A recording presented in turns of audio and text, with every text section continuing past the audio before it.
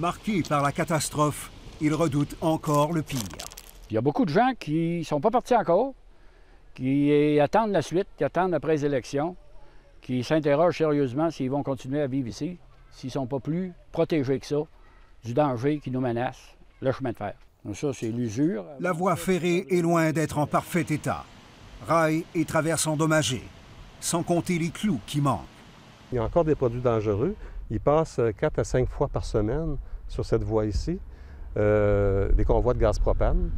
2 ans plus tard, en pleine campagne électorale, Lac-Mégantic cherche à se faire entendre.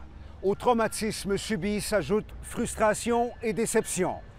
Pour la population, le grand enjeu électoral ici, c'est la voie de contournement. Il faut qu'ils me disent, on va vous la construire, votre voie de contournement, puis pas dans 10 ans. Dans 2-3 ans, elle va être faite.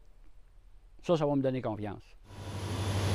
Le passage des wagons de pétrole doit reprendre dans quelques mois.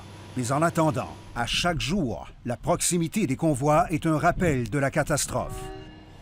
À quelques pas de chez lui, Pierre Latulippe cherche à comprendre. Une ville qui a été dévastée et qu'aujourd'hui, on n'en parle seulement pas après 4-5 semaines de campagne électorale fédérale. C'est inquiétant. C'est inquiétant. Pour l'instant, c'est sur la pointe des pieds que les candidats passent à Lac-Mégantic. Et même leurs pancartes sont moins nombreuses que celles des maisons à vendre.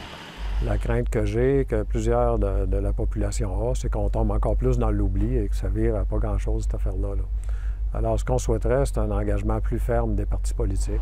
Dans une des rares circonscriptions détenues au Québec par les conservateurs, seul le NPD s'est engagé à réaliser la voie de contournement dont le coût très approximatif oscille entre 50 et 175 millions de dollars.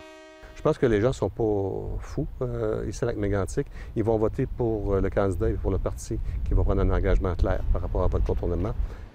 C'est vital pour la réparation morale, mentale, psychologique de la population. Près de 1000 personnes ont déjà quitté la ville depuis la tragédie. Mais les 5000 qui restent sentent que leur vote pourrait avoir un impact sur leur destinée. Ici Marc Godbout, Radio-Canada, Lac-Mégantic.